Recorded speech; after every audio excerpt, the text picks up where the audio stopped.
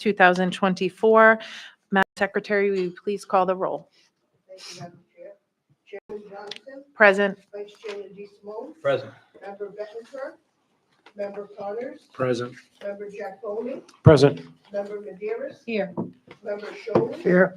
Executive Director Miguel Nunez, Present. Legal Counsel Raymond Matacha. Present. Thank you, Madam Chair. Thank you, Madam Secretary. First item on the agenda, the board may discuss and vote to approve the minutes of the meeting of Wednesday, September 18th, 2024. Move to approve the minutes. Second. Moved and seconded to approve the minutes. All in favor signify by saying aye. Aye. And it doesn't look like I was here, so I will abstain. Number two, the board may discuss and vote to approve the following relocation of a polling location in Warwick for the general election to be held on November 5th, 2024. Precinct 3501, Greenwood Volunteer Fire Company, 45 Kernick Street, Warwick, Rhode Island, will be moving to the GAM Theater, 1245 Jefferson Boulevard, Warwick, Rhode Island. And again, we'll hear from you on this. Members of the board, on September 25th, Krista Tracy, the Director of Elections for the Warwick Board of Canvassers, was contacted by the Governor's Commission on Disabilities, informing her that two of her polling places, the 3501 Greenwood Volunteer Fire Company at 45 Kernick Street in Warwick, and Precinct 3504, the Hoxie Elementary School at 5 Glenwood Drive in Warwick, were not handicap accessible based on an inspection that the commission staff conducted during primary day on September 10th. Ms. Tracy and our staff member, Rob Quinn, arranged to visit both sites with the staff from the GCD on October 4th to determine if there was the possibility of bringing the locations into compliance prior to November 5th. A solution, fortunately, was found for the Hoxie Elementary School. It was determined that the poll workers were actually utilizing the wrong entrance that day, which caused the issue, and it will be addressed by the Warwick Board of Canvassers for November 5th. Unfortunately, it was determined that the ramp in the front entrance door of the Greenwood Fire Company would require extensive modification, and it would not be feasible to do it prior to November 5th, and a new location had to be found. The location was last inspected by the Board of Election staff in 2022, and the staff did not identify any issues other than handicap parking spaces needing to be designated. The staff normally invites GCD staff on all of our polling place inspections, but in this case, in 2022, a member of the GCD was unable to attend the inspection. The staff follows the U.S. Department of Justice ADA checklist for polling places when they conduct these inspections, and this checklist was last revised by the Department of Justice in 2016.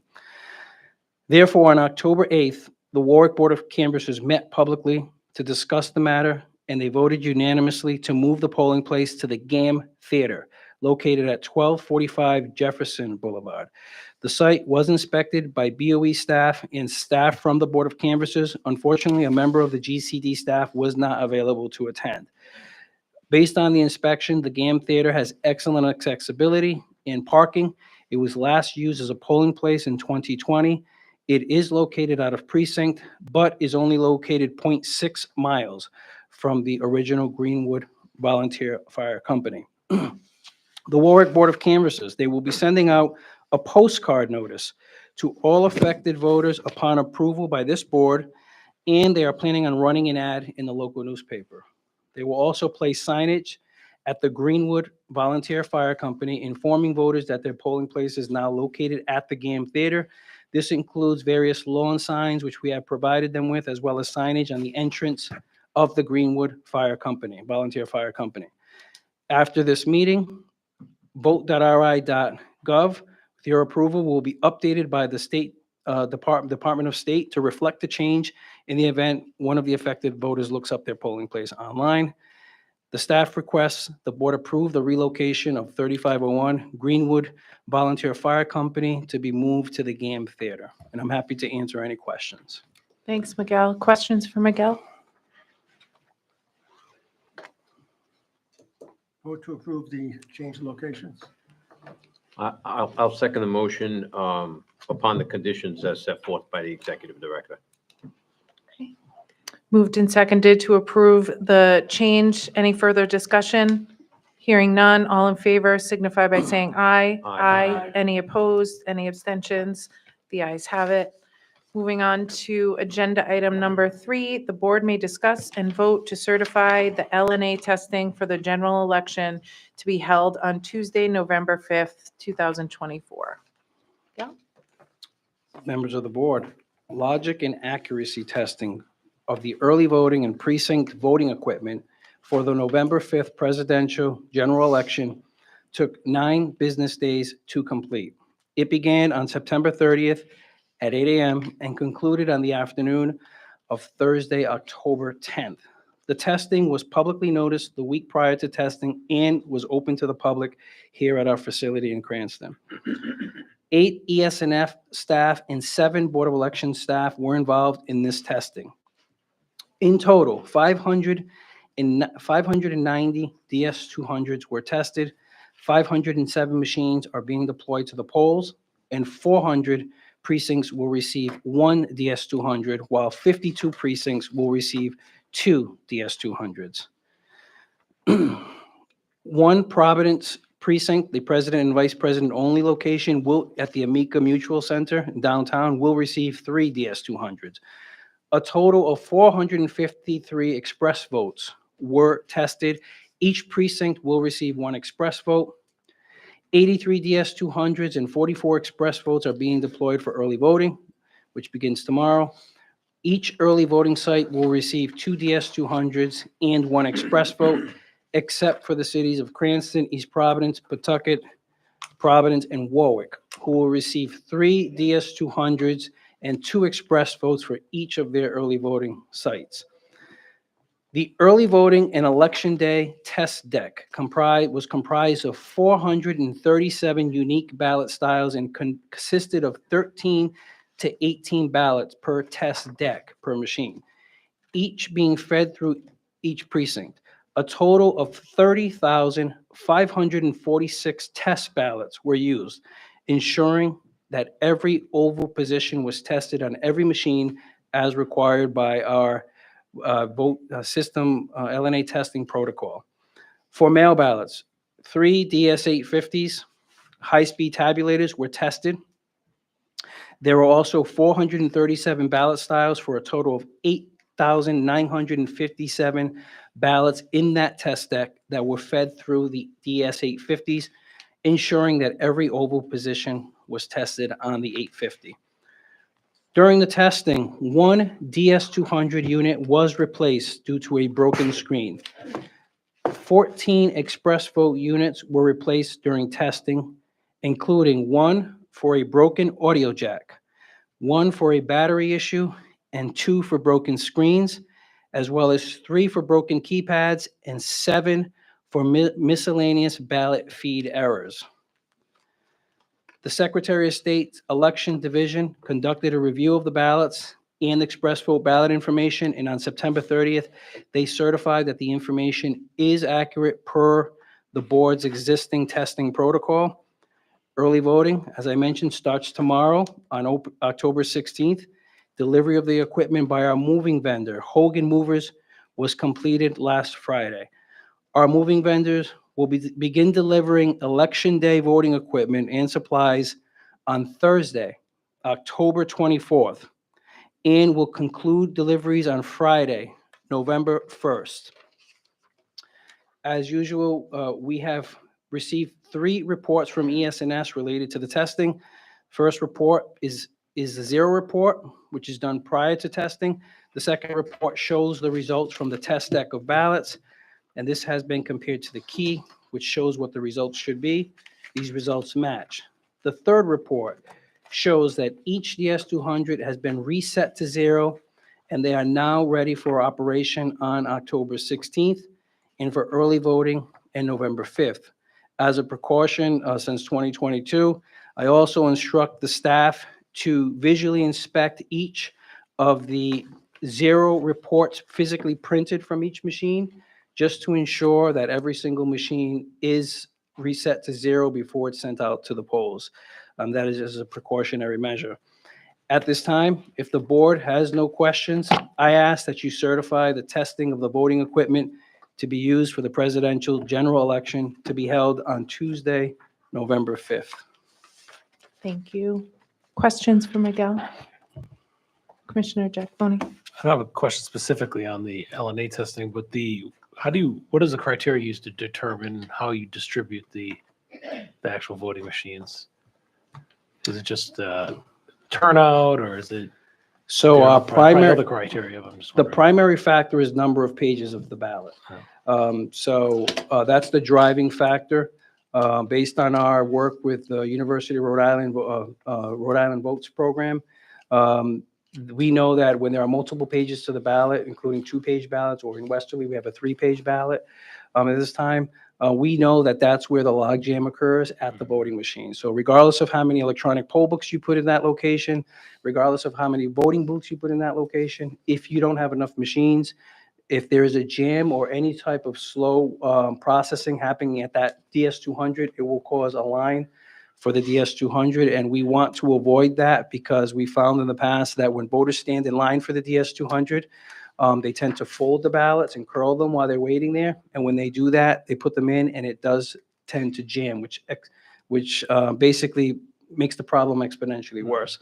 So we generally look at the number of pages, and then we look at the number of registered voters, and for each precinct, and with an estimate of what the turnout will be, what we expect the turnout to be, and we're pretty pessimistic. We're pretty optimistic about turnout, so we tend to over prepare for how many voters are going to show up. But that being said, that is our second factor, is the number of registered voters there, and based on how many people we expect to show up at that polling place on election day. And then we'll calculate that based on our limited inventory that we have to distribute statewide. Great, thank you. Thank you. Any other questions? Commissioner Collins? Follow up to that, do you have a projected turnout for this election?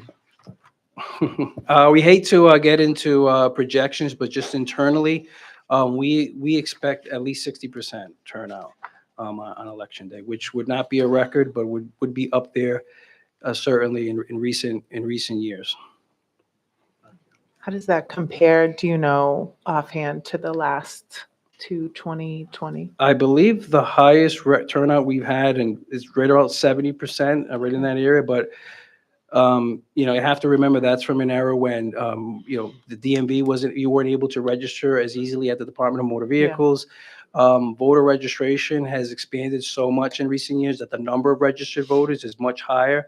So granted, the percentage of those that are people that are going to be showing up is going to be lower, but the number of voters that we see actually vote at the polls is always generally consistent with those higher numbers from the 80s and the 90s.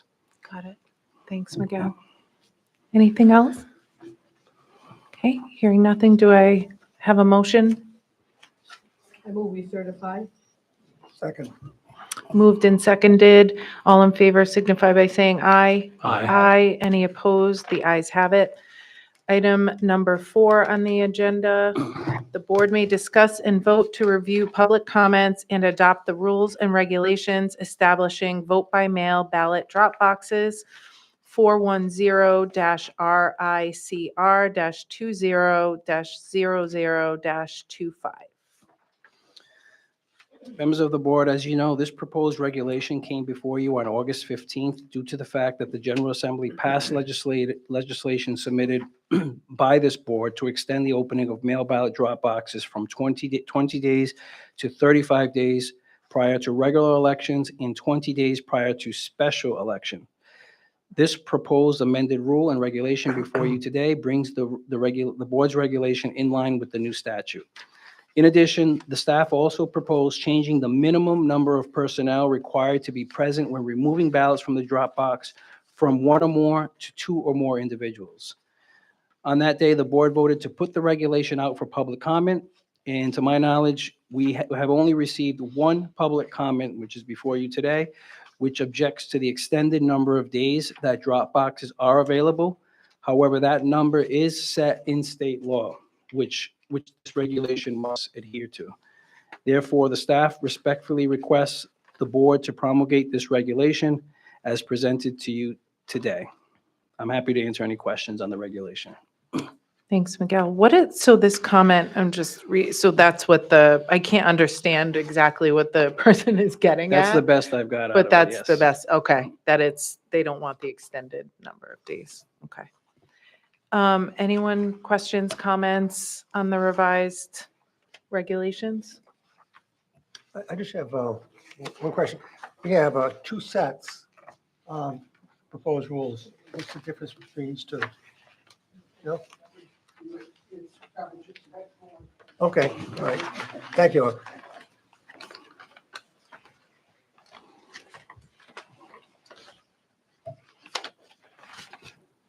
Anyone else? No? Still reading? I'll let you keep reading.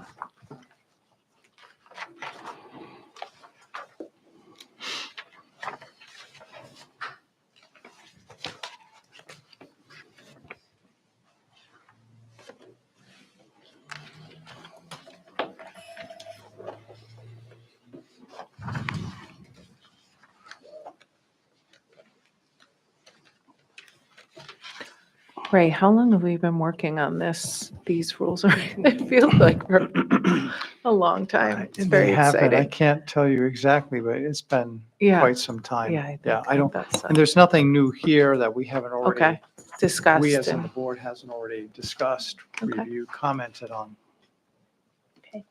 Madam Chair, I'll make a motion to adopt the regulations as amended.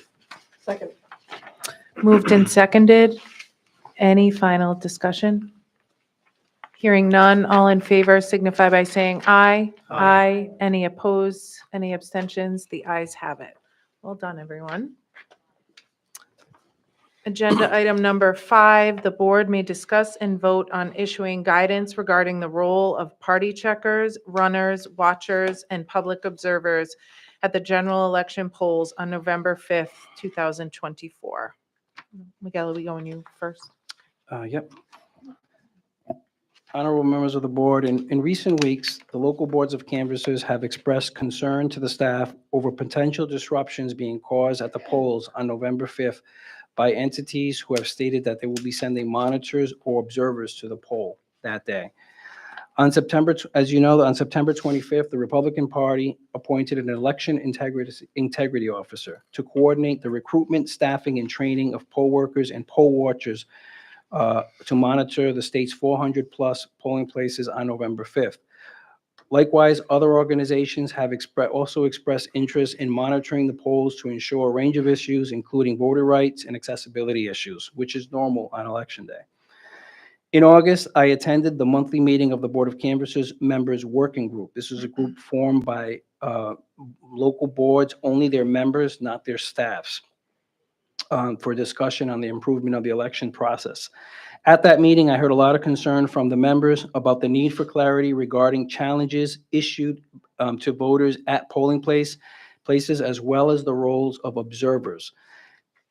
Challenges of voters at the polls are governed by Rhode Island General Law 1719-22, which you should have in front of you there, that states only watchers and election officials may issue challenges against voters who then would be required to cast a provisional ballot.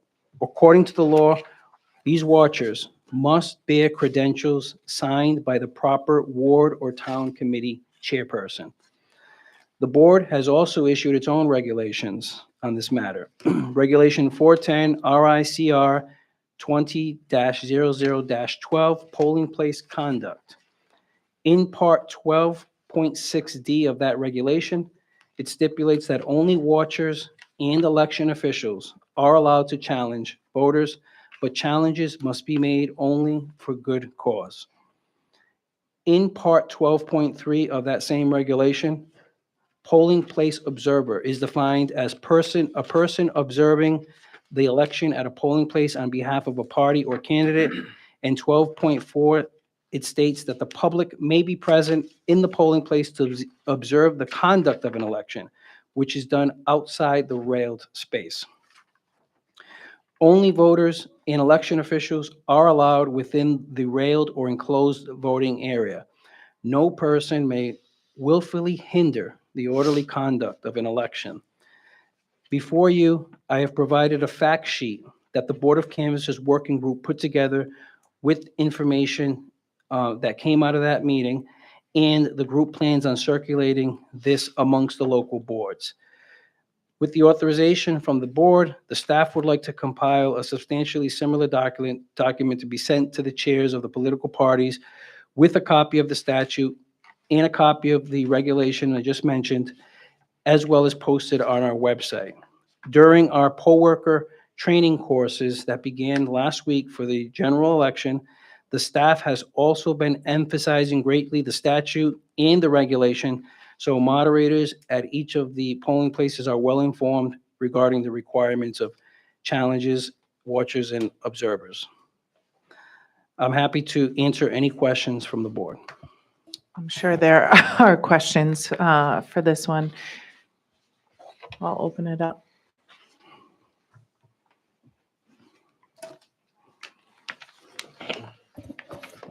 Commissioner. I would just like to say that this seems like a very important piece that the Board of Canvassers put together. I'd like to thank them, this, especially now, there's a lot of aggravation around elections. This seems very important. Thank you. I concur. Yes, Commissioner. So everything that is outlined on this fact sheet then, that they prepared, does this reflect exactly what our rules and regs provide for? It does, yes. Okay, as long as they coincide, I'm comfortable with this. Commissioner Declo. I was also trying to do the comparison between at least the statute, and the only thing I see that might not, so you're suggesting this paper here, the one from the working group, be provided? Yes. Okay. The only thing that may be, the statute's clear that they shall provide a table. And then in the rules, it says if the local party notifies the board, they will provide a table. I think we have to provide a table. I've been in a lot of polling places where the table sits empty all day, but I think we have to provide them by what I read in the statute. Or am I reading that incorrectly? That is correct, yes. We notify them that they have to provide a table if requested. Now, the oddity with that is in the primary statute, which is almost identical to this statute, not applicable here, but it doesn't make any mention of providing a table. So Oh, interesting. over the years, it's always been like, well, you have to provide a table for the primary, but not for the general election. Obviously, they provide a table for both. Okay. But that general election statute does require that a table be provided if they're requested. And actually, these watchers are not even required based on that statute. And Ray can give his opinion on that as well. Doesn't even seem to require that they notify the local boards of canvassers of their presence there, other than to request a table. Yeah. Which is if they want a table, they do have to let the local board know they will be there. Okay, but that's not the way I read the statute, though. It says that it shall provide a table. It doesn't say anything about a request occurring. And I think the commissioner's point's well taken. I don't know, Ray, I mean, it seems like to me that he's correct. The statute says shall provide a table. This The regulation suggestion is- does as well. The regulation under 12.5 says a table and chairs must be provided outside the enclosed space by the city, town for the party reps, known as checkers and watchers. I mean, there's no discretion there, no notice. It's a requirement. So I we mean, can make that change to this. So, yeah, I think that Kathy, do you want the commissioner's point's correct on the procedure. I'm sorry, the party chair is included in the schematic that's provided at the polling place from the board. That's Right, no, I did. The concern is just with regard to this listing of items that the local boards came up with. It does say if a local party notifies the local board of canvassers in advance, and that's not in line with the statute, in my opinion, and I think Commissioner Jack Boney's point's well taken. So I think that if we are going to approve this, we need to either modify that in conjunction with the commissioner's suggestions, or just eliminate it totally and just reference the statute that they have to provide a table. So, I mean, it's what the board's prerogative is, but I think the commission is correct. This is contrary to the statute. And that would actually, on the day of, could cause more problems Yeah. than we're Right. trying to avoid any sort of issues or controversy. That I hate for someone to show up and have nowhere to sit. I do recognize that some polling places are a little tight, but everywhere I've been, I think generally there's a table for Sunday. Yeah. Often, again, that remains empty, but it may be different this election. So that seems easy enough, right? Combined with Kathy saying it's already in the schematic, if we change, because I agree, if it's, could be confusing, but Miguel, you feel like we could have the committee or the working group change this fact sheet to reflect that they Absolutely. will have it? Okay. Do you have any specific language you want to change this to? So Wonder if we just mirror the Just Yeah. language in maybe just the, make it Either simple. mirror our regulation or the statute, whatever. Yeah. Whatever you think's more prudent, Ray. We can do either take the statutory language or our reg. Either one works. I'm trying to think of the practicality of this. So we have, when you say that we have a schematic, that means we have what, one chair? Well, I mean, one table and some chairs, or how do we know whether or not there might be a number of party representatives at a particular polling place? I mean, are we saying that we have to anticipate more than one? Do we have to anticipate five? And what's the board's position on that? I mean, I can see Little Compton having a certain number of party reps versus downtown Providence. But how does a local community anticipate the number without notice of who's coming and when? I mean, I'm just one person, but as far as I'm concerned, as long as there's a chair for yeah. any recognized party, Just one? one chair, and it's the party, you're a Democrat, you're a Republican, you're a Republican. I mean, it's. Yeah. So three. We have three Yeah. parties, Correct. 3 chairs. And then That's if, what I would say, but Yeah. I mean, that's just a suggestion. if the communication does happen in advance, then the places can plan Yeah. for that. Like if the party calls and said, we're sending X amount of people, then they can plan for that. But Yeah. I'm comfortable with just Yeah, because I having, mean, the statute, it seems like a reasonable read of the statute to imply that you have to at least give notice. I mean, there are many things, but I also get what the board is saying that. Well, I mean, then maybe we get into, okay, give notice to the Board of Canvassers in advance. I could see, well, when are they giving the notice? How far in advance? The day before, 10 days before? I just think Yeah. by trying to codify it further, I think we could be creating a problem, but. Yeah, again, from a practical perspective, for the sake of the local boards, I think it makes it simpler just to say a table is provided. In the rare case that there's more, I mean, I've seen it where occasionally where there's like 7 people crowded around that one table, all kind of sharing the same space, but I think that's probably the exception Yeah. rather than the rule. And I will say that there are very few watchers. I mean, I don't recall a watcher ever being challenging a voter at a polling place yeah, in that's what I was gonna in ask. 2 decades. And checkers, earlier in the 2000s, I would imagine in the 90s, in the 80s were much more prevalent, party checkers, but those even have fallen into less use in recent years. So that's why I believe the local boards will provide the table when requested, because if they did it by default, they would have tables there all day, pretty much 95% of them would be empty. So I think that's why they usually want to get notice that it will be used that day.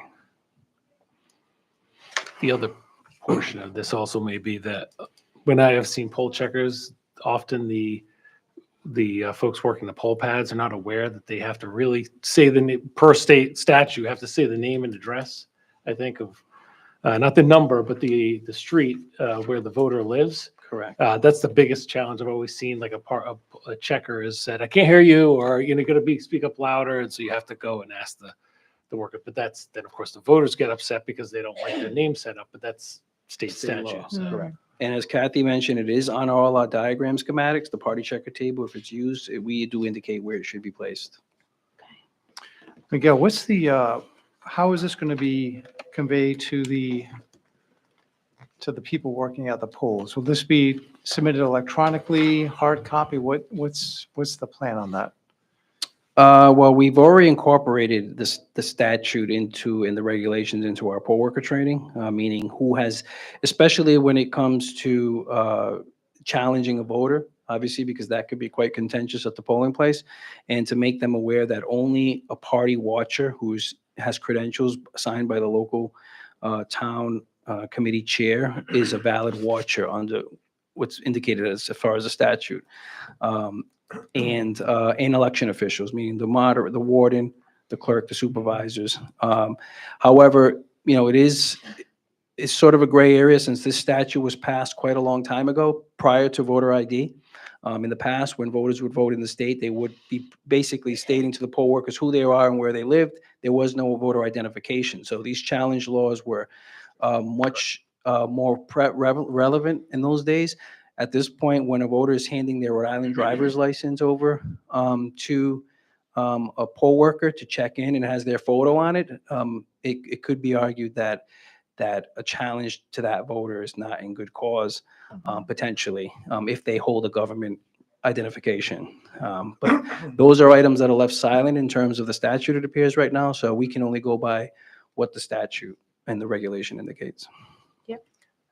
Just a question, these poll checkers that are going to be here at this, it sounds a little bit different than the normal poll checkers. Is there any indication that their aim is to challenge voters? Are they there to observe? Do we know what their goal is? Have you talked to the party chairman? To find No, out? everything that I have is based off of what we read in media reports from them. So we don't know specifically what they're planning on doing, but we wanted to just make sure that both parties and any organizations who are going to be having observers out there, that they know what the rules are, the regulations in place and the laws, so there is no a misunderstanding occurring at the polling place on November 5th.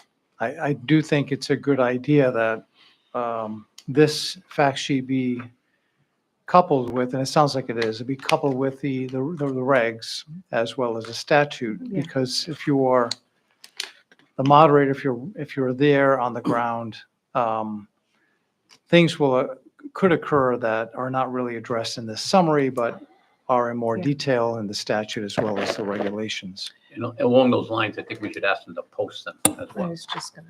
not just have them there for the warden or the poll workers, but to actually have them conspicuously posted so that they can just refer to them and say, well, here's what the statute says, particularly if there's an issue and Yeah. Do they have a binder? I think does each precinct have a binder with all of the relevant documents, or is it just electronically No, stored? they get a bag full of supplies for each position. So something like this, we would place, for example, in the moderator's bag. Or we would instruct the local boards to put them in their supplies for the poll workers to post or include on their tables. To that end, Miguel, I wonder, I mean, given and thank you for being so vigilant to see this and bring it. I think it's important that we're reviewing it, and obviously this is an open meeting, but I wonder if we take it a step further, if it warrants a public announcement prior to the election in the way of a press release.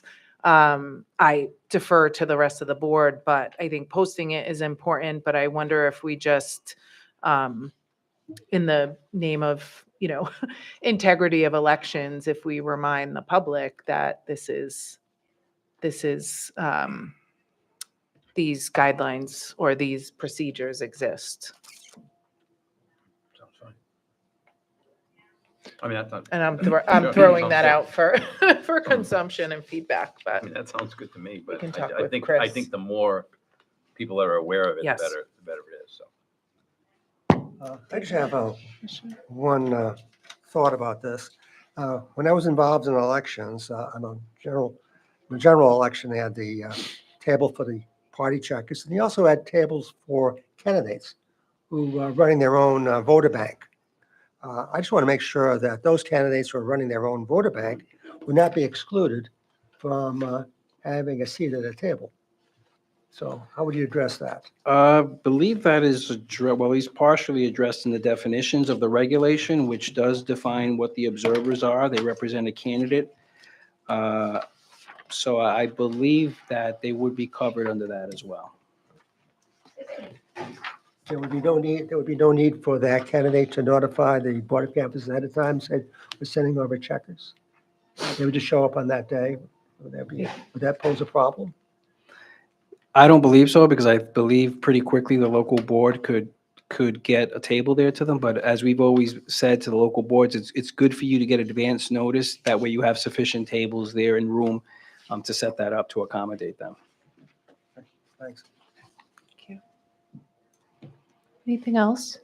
So I would just make a suggestion that Yes. Miguel asked for wording. I would just make it match what's here in the regulation of 12.5 and just say a table and chairs will be provided.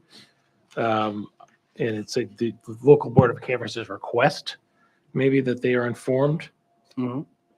since that's not in the statute. I mean, it would be nice if we knew someone would be there. I think it also in the moderator training, so this is two-part. In the moderator training, if it hasn't occurred already, but just if they know that there's poll checkers there, it probably is a good idea maybe introduce themselves at the beginning of the day to kind of set the day off on the right foot to say, hey, if you've got questions, come see me, let me know.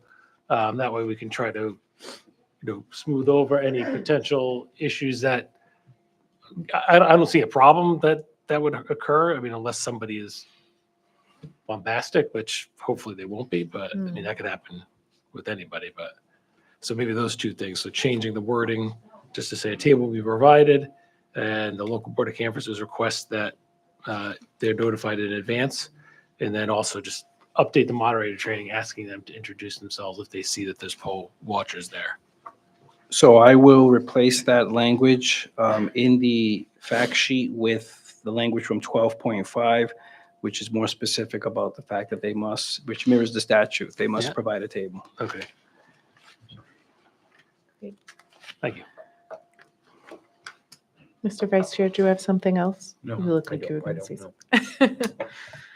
I didn't know that was going to be in the form of a motion or not. Oh, got it. I guess I'll do Commissioner that. Giacone, is that- I'll make the wording change in the form of a motion. Leave out the moderator training part for now. I'll second Commissioner Giacoponi's motion. Moved and seconded. Any additions, further discussion? Hearing none, all in favor signify by saying aye. Aye. Aye. Any opposed? Any abstentions? The ayes have it. Agenda item number 6, the board may discuss and vote upon the practices and procedures used for the retrieval of voting equipment from polling places after an election, including the retrieval of voting equipment after the September 10th, 2024 primary from precinct 2610 located in the city of Pawtucket. Miguel? Honorable members of the board, on October 10th, 2024, the board staff was alerted by the Pawtucket Board of Canvassers that they had been informed that voting equipment was still present at precinct 2610 St. Matthew's Church basement. The staff immediately picked up that equipment that afternoon. How did this happen? Unfortunately, when all the voting equipment was returned after the September 10th primary, a seasonal staff member in our warehouse pulled the white identification tags from the front of all of the units coming back, trying to be helpful because, as you know, we do have a very quick turnaround time to begin testing for the general election. This slowed our normal post-election inventory check because the staff had to manually match the machine serial numbers to their assigned precinct numbers, and which had to be done several times in order to ensure accuracy. And this was an entirely manual process. I am confident that the voting equipment in St. Matthews would have been discovered soon as part of this procedure. Upon further review by the staff, it was confirmed that our new moving vendor, Deanne Van Lines, had submitted a signed delivery ticket confirming the equipment had been picked up. However, St. Matthew's Church actually hosts 2 polling places. Precinct 2608 is located upstairs, and Precinct 2610 is located in the basement. And the staff from Deanne Van Lines received the staff received signed delivery tickets from Deanne Van Lines for both precincts, indicating they had picked them both up. The company contacted the driver at our request, and he indicated that when they arrived to pick up the equipment, The church secretary told them there was only one precinct to be picked up, which was confirmed by a maintenance person. However, the driver did not contact the dispatcher or the Board of Elections to report the discrepancy to us. As you know, in 2024, the Board of Elections recently had to acquire the services of new moving vendors due to the imminent retirement of the owner of Hogan Movers, who has been the moving vendor for the Board of Elections since the old chute machines were used in 1982. These new vendors were selected using the procurement process administered by the State Division of Purchasing. For the first time since the 80s and 90s, the staff divided the state into 5 zones for the purpose of equipment delivery services. DN Van Lines won the bid for one zone, which consists of Aquidneck Island, East Bay, and Pawtucket. Co2 Movers won the bid for the remaining 3 zones across the state. And Hogan Movers won the bid for the delivery of Zone 5, which is actually the early voting, all of the early voting sites across the state. September 10th was the first election using these 2 new vendors. We had no complaints from the local boards regarding Co2 Movers or Hogan Movers. However, the staff did field complaints from half a dozen Board of Canvassers regarding DN Van Lines, mostly involving lack of communication and timeliness of deliveries, which were often delayed. The staff had to, in fact, work very closely with DN Van Lines to ensure that all of the voting equipment was delivered on time. And in fact, the last 6 precincts were delivered to Pawtucket on September 9th. The voting equipment used in precinct 2610, which is the St. Matthews basement, was delivered by DN Van Lines on September 6th. That precinct has 621 active voters. That DS200 processed 62 ballots on primary day. Following standard procedure at the close of the polls, the poll workers initiated the closing process for the DS200 and transmitted the unofficial results over our encrypted network, which were successfully received. These results were displayed and are currently displayed on our website. As required, the poll workers removed the tamper evidence seal 506-09583 on the USB drive door and unlocked the door using the key provided by the Board of Elections. The USB drive containing the results was removed and packaged. The poll workers also cut the white seal number 6087171, which matches what was returned to us in our returns provided, and that was delivered, and both the encrypted USB drive and the ballots, which were behind that door, which was sealed by that white seal, were delivered to the Pawtucket Board of Canvassers that night. The document there that you see on the left is a document that we, as part of our chain of custody, send to the polls on the morning of election day. When the poll workers open their box, they're required to match the seal numbers from the front of the ballot on the ballot box and the USB drive, which I can show you right here. This is what the seal will look like. It seals the USB drive door. If it's tampered with or pulled off or opened, it will indicate opened on the blue seal, which you can faintly make out there, and that blue seal on the top right. Likewise, the ballot box is sealed here at our facility, and that is cut at the end of the night by the poll workers when they remove all of the ballots. And those seal numbers did in fact match what came back to the Board of Elections, which I have here. I have the security seals envelope, which came back from with the Board of Canvassers returns. And in those returns, we did have that blue seal, which you can see up there, which matches what we sent out, was not tampered with throughout the day. And we also have that white seal, which was broken at the end of the night, which does match what we sent out to the polls. And if anyone wants to see this up close, by all means. Okay.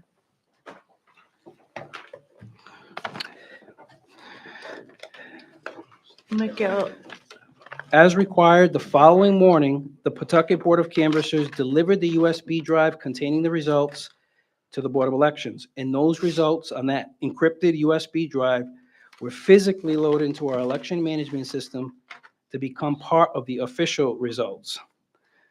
Once that precinct 2610 DS200 was returned to our facility, an ES&S field technician thoroughly reviewed it. The field technician has been at the Board of Elections for the past 2 weeks, both repairing and performing maintenance on voting equipment during the logic and accuracy testing and on equipment to be used as spare backup machines on November 5th. As you'll notice in my previous report about LNA testing, I did indicate how many machines had to be repaired. And that's what that field technician has been dedicating his time to over the last 2 weeks. The technician inspected the unit. There was no indication of any tampering. All of the tamper-proof seals inside the machine were intact and not disturbed.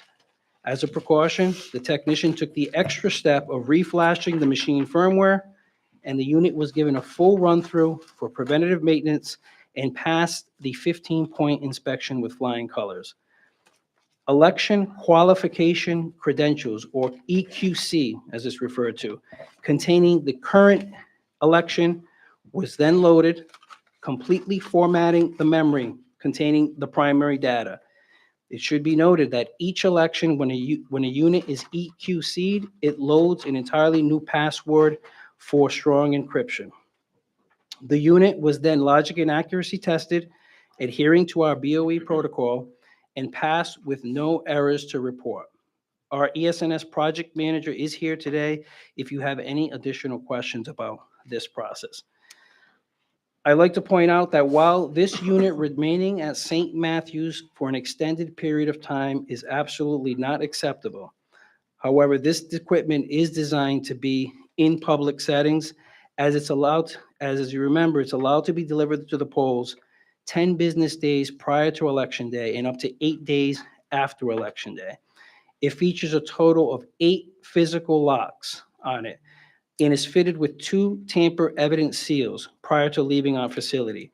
Even when unlocked with the physical key, the unit requires a highly complex password in order to be activated.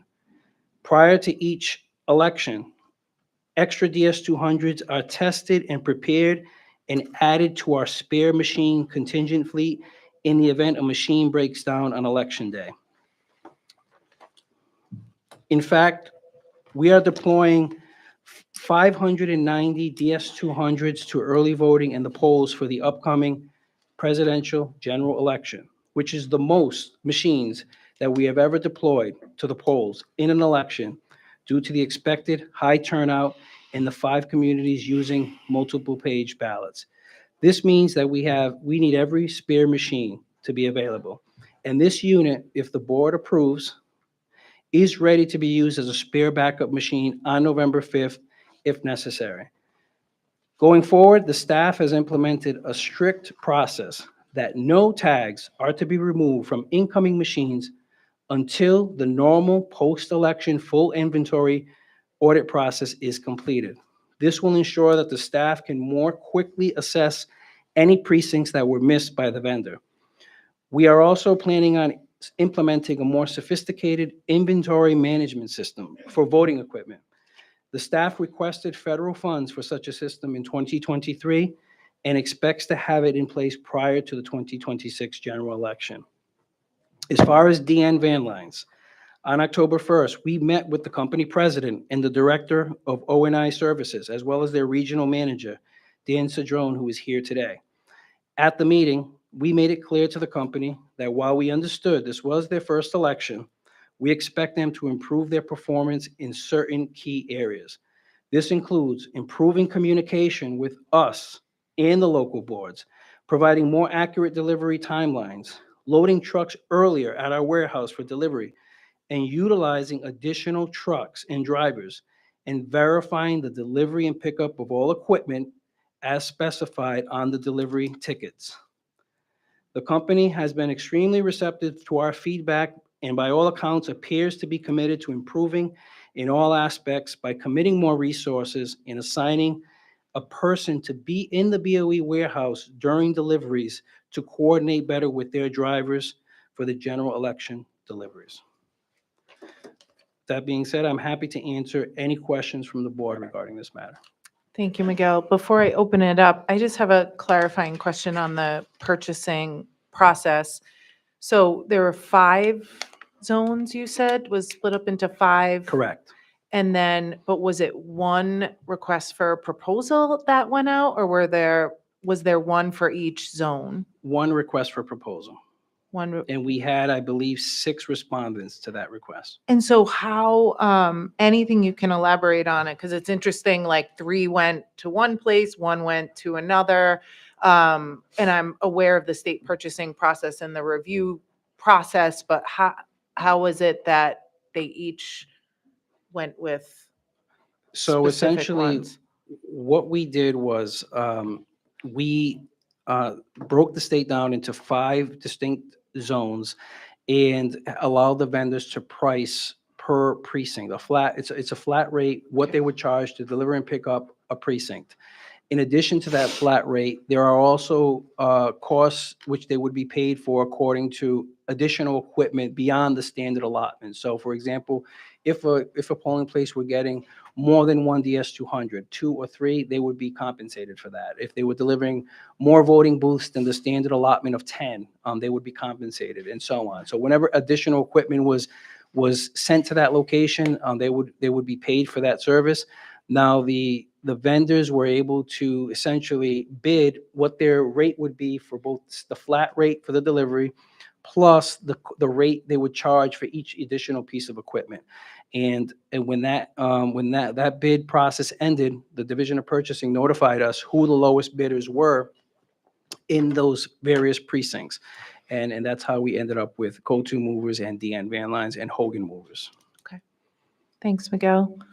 I'll open it up to questions. You want to start? Sure. Thank you.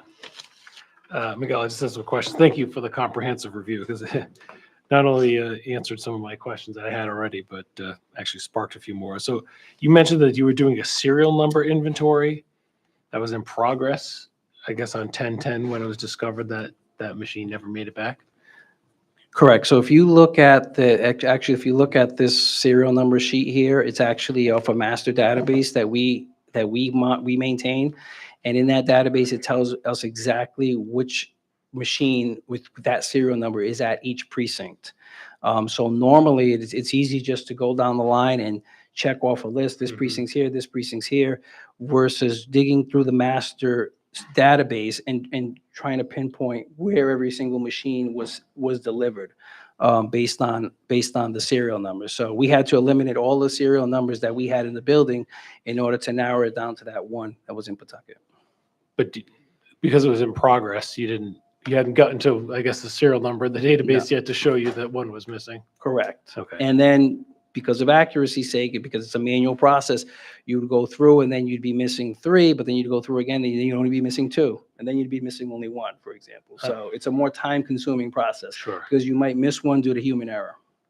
You mentioned the funds. Have we considered an inventory management system? I don't know if that's like a software, or what is that exactly? Well, pie in the sky idea from me would be to have an RFID chip in every single one, and when it rolls through the door, we know it's in the building. Yeah. Obviously, we've already started to look at some systems out there that can do that, but at the very least, we want a more robust system of managing the inventory rather than an Excel sheet, where we can have, whether it's RFID, whether it's more QR codes or anything to that nature, when they come in the building, we know exactly where they are when we need to find them.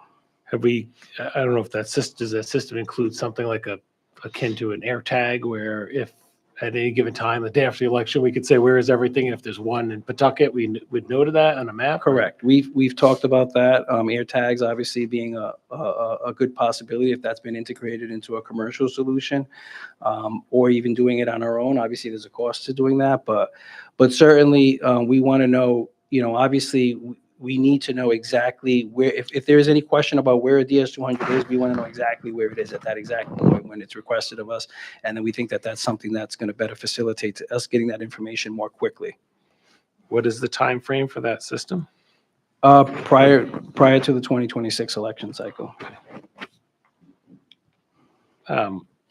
as far as ES&S, you mentioned that they did a number of things. I don't know, I do have a couple questions for ES&S if they don't mind. Yep, Matt Coming forward, Hozemper, our Matt. project manager here. Many of you know Matt. Yep, you can come on up. He's our on-site project manager here. He replaced Joe Vitale from Election Systems and Software. How you doing? I think it's already on for you, the microphone. Okay. Good afternoon, Madam Chair, members of the board. So Matt, thank you for being here. Miguel mentioned that you flashed the firmware, which is great. You formatted the memory. Is that where the logic of the actual system works, like the actual voting system in the memory, or is We it? reflash the firmware, which is essentially a factory reset. Yeah, And then anytime you load a new election definition in re-EQC, it's a completely different encryption pattern, password. It's apples and oranges. so where does the actual software though that runs the machine live? Is there onboard storage? Yeah, or- there's a motherboard with onboard storage, but that's flashed from election to election. Okay, so it essentially reset it back to that. I guess that was my question. The logic of the system was reset in between, which sounds like is what you do anyway, but. Yes, but reloading the firmware was an additional precaution that the director required. Okay, yeah, my concern is, again, it's good that we're updating the process to make sure inventory-wise it comes back, but there was, 29 days where we don't know what potentially could have happened to that. I'm glad that the seals were in there. Have you seen other other municipalities that use ES&S use things like, I'm using AirTags because everyone knows what that is, but similar to that, To the best of my knowledge, that's like a new and emerging form of inventory control. Yeah. To the best of my knowledge, no. okay. Is that something, do you mind acquiring and getting back to us Yeah, through Miguel? I Just can follow up after the fact. only because I think that might be a relatively, I mean, I know there's a lot of machines, but a relatively inexpensive way for us to more quickly get up and running to keep track of these. And I think it's something that we could have seen that, oh, wow, we have one that's, for example, and again, I'm not advocating for AirTags. I have no interest in Apple, but I'm just using that because everyone knows what it is, but something like that to try to better keep control of that. And then my final question is, you're going to have a person in the warehouse to coordinate with the delivery drivers. That's not ES&S. No, that delivery- would be with Okay, Dan from Dan Van Lines. He's here in the audience. And is the purpose of that person to check with them to make sure they hit all the precincts and get all the machines back? Is that what their purpose is going to be? Correct. So with Code2 movers, we did notice that they had an on-site coordinator here the entire time. We had no complaints regarding Code2. She would track her trucks via GPS. We actually set up a desk for her in the warehouse, and she was in close communication with the drivers at all points. And in fact, many of the boards of canvassers gave Code2 movers a lot of credit for as them being able to adjust for certain delays on their end and rework the routes to benefit them. We do require, and we are pretty strict about this, about a local board of canvassers being present at every single delivery. Because as you know, it's very important that when that equipment rolls off that truck at that precinct, we want a local board of canvassers to sign off that the correct equipment was delivered to the correct voting location. Because on November 5th, if that polling place opens and they have the wrong voting machine, that is a big problem that we need to address quickly. So that's why it's critical that the local board of canvassers have an official there to sign off that they received the adequate number of DS200, the voting booths, the proper supply box containing the ballots. And we instruct the movers to ensure that they coordinate with that person. So generally what happens is that the board of canvassers staff person will follow, or they'll follow the trucks around, or the trucks will follow them around. They'll basically coordinate with the school, if it's a school, with the principal, vice principal, getting in the building, or whatever the facility is, because they have those contacts and relationship, and it just makes it a lot smoother. So what we actually did was we looked at the success that Code2 had with what they did, and we passed that along to DN Van Lines, and mentioned to them that since Code2 did have a coordinator here and it did help with communications, that we felt that was something that they should do as well, and they agreed, and they were going to have that done for that period, even though their zone is smaller than Code2, and they do have to deal with the Washington Bridge, which obviously is something to contend with during the delivery, since they are based out of Massachusetts, so they do have to drive here over the Washington Bridge and then back over the Washington Bridge to get to their deliveries. However, they've made the commitment to allocate the extra resources, time, and personnel to make sure it runs smoother for November 5th. Great. This is my final question. Do the ESNS, it's great. My concern, I was actually going to consider suggesting we not use this for the next election, but considering what's been done by ESNS, I think it eliminates a lot of the concerns that I had in terms of, again, the remote chance that someone knew it was there and modified it in a nefarious way. But do we provide any sort of written documentation that says we certify we've done these things, or is that something that ESNS could provide in writing just to say, this is what we've done, just so we have that for our records? You have a checklist, right? There's a work order that the field service technician would have to provide to show to the company that, he put his hands on the machine. Yeah. And also you would have all the LNA documentation, so showing that it successfully passed all those benchmarks there as well. But we can most definitely get you a copy of that work order to include that serial number and explain the work that was done. Great. Thank you, Matt. I appreciate it. And it will likely not be used regardless because it's going into our spare fleet. So it'll be issued to our technician in case a machine does have to be replaced. So in all likelihood, it will not be used unless there's a problem with the DS200 up there. Great. Thank you, Miguel. You're welcome. Thank you. Commissioner, I have a couple of Mr. questions. Vice Chair. So the first thing I want to just make clear, and I know you touched on it, Miguel, but this particular machine was read and the information in it was collected by us on the night of the election in the ordinary process, correct? Correct. 62 ballots, yes. So there's no issue with regards to votes in the machine, ballots in the machine, anything physical that was left in the machine that would impact the vote in any way. Absolutely not. And then I guess my second question in this is just from a rudimentary matter. So when these machines are collected from the precinct, are they collected all at the same time?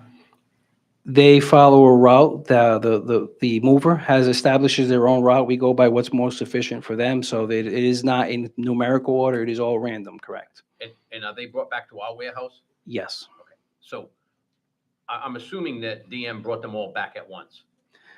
I believe it took them 4 days to do the pickups, So roughly. in those individual stops, they would collect some, bring them back, collect some, bring them back, correct? Correct. Is there someone here who's physically counting the machines when they come back? Our staff has to roll them to the warehouse and basically line them up. And at that point, depending on how busy the process is, how many deliveries, sometimes we could have up to 5 delivery trucks out back trying to get into the loading docks at the same time. But yes, the typical procedure is that they would actually mark off the machine has been received back. Okay. And for whatever reason, that didn't happen in this case. Either they It were was- busy or something happened, correct? Well, they removed the tags from the identifying tag, which would make it more easy to identify it. I guess what I'm getting at is 20 machines go out to these precincts, 19 come back. As they're physically coming off, maybe you don't know which machine it is, but we should have some indication or at least have some process that we're physically counting these items. And I know it sounds ridiculous in this day and age, but if I'm supposed to pick up 20 and I only pick up 19, even if I say that I picked up 20, when I drop them off, it's just like any other business. When you check in stock that's delivered, if you're supposed to get 20 cases of goods and you only get 19, you say to the driver, well, I only got 19. So I mean, I think it may be something as rudimentary as that can sort of maybe going forward, we can implement, that have somebody like physically count the items. And again, you won't know which machine it is, where it's from, but at least we'll know, hey, we're short. Where is it? Immediately. Additional checks. That's my only concern in this. And so I guess, yes, we're relying on those procedures that the moving company uses, but I think from our standpoint, I think our workers, whether they're seasonal or staff, there should be some direction to them to say, hey, look, you got to count these machines as they come off, rather than just roll them off. And again, just a suggestion, I think you guys have done a great job in keeping this in line and in putting in the procedures that need to be done. I think the air tags are a great idea. But I mean, my concern is I just don't think we can rely on the mover and the ES&S documents later on. I think as they come off, we've got to do something to indicate we're getting the right number of machines. That's the only suggestion I would make. I agree with you 100%. And before a single DS200 rolls back into this machine on November 6th, we plan on having a very thorough procedure in place, which we can incorporate that as well, just as another safeguard, because any process can be improved, as we can see here. And again, I just, for public consumption, nothing in this machine wasn't counted. And I know your staff is meticulous about that. And meticulous about understanding that all these things come in and they're counted. There's no ballots out there. I just don't want there to be any indication from anybody or any misunderstanding that, hey, there was a machine in Pawtucket that wasn't counted. Because that type of misunderstanding comes all the time. And I know you were on top of that. You were on top of that weeks ago when you told us about this. So a week ago when you told us about this. So I just want to make it clear for the public that none of this machine was counted the night of the election, and there were no quote unquote votes left in the machine. Nope, and I think our chain of custody process, speaks to the how robust it is. I mean, obviously, we had this issue occur with the moving company. However, the fact that the poll workers, the night of the election, follow the procedure, the chain of custody procedures, they document the seal was not manipulated. They removed the encrypted USB drive. They removed all the ballots after verifying the seal number as well on the ballot box. With our documentation for chain of custody, and they returned both the encrypted drive and the ballots, the physical ballots, to the Board of Canvassers as they were instructed to. And then the Board of Canvassers in Pawtucket, they followed through and brought that USB drive to us the following day, along with all of their other USB drives. So every single vote in that precinct was counted.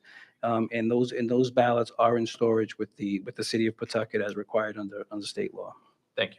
Thank you for making that point. Any other questions, comments from the board? That explained very well. Yeah, Thank you. thank you. Thank you, everyone. Absolutely. I wish I had that chain of custody a couple of times in cases that I handled. And I So- just want to mention, I know Commissioner, Mike, you wanted to know as far as the express votes, I believe, right? We had some damaged express votes, and we are looking into improving. First of all, we've met with both movers, and they stressed to them about the delicate nature of the express votes, and we had 6 screens broken in the 2024 primary. And we're trying to develop a procedure that where perhaps they can inspect it when they deliver it, because at this point, we don't know if the mover, it was damaged in the move, or if it was damaged by perhaps the poll workers or the setup crews from the cities in town. So it's at this point, it's a little difficult to place blame, but we do agree that we're being more proactive in letting them know. We let both of them know about they can only be stacked 4 high, and they're very fragile in terms of you can't be stepped on or stacked too high. And we're hoping that does go a long way to improving the equipment not being damaged, because obviously they are expensive pieces of equipment at the poll. So as soon as we get any more information on how to improve that, we'll let you know. Thank you. I'm sure it's a work in progress, having new vendors.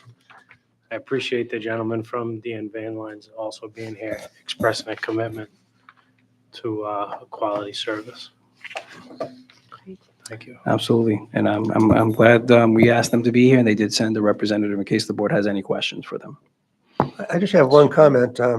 When Hogan Movers was the only vendor, their contract, this was their number one priority, and moving the equipment to and from polling stations.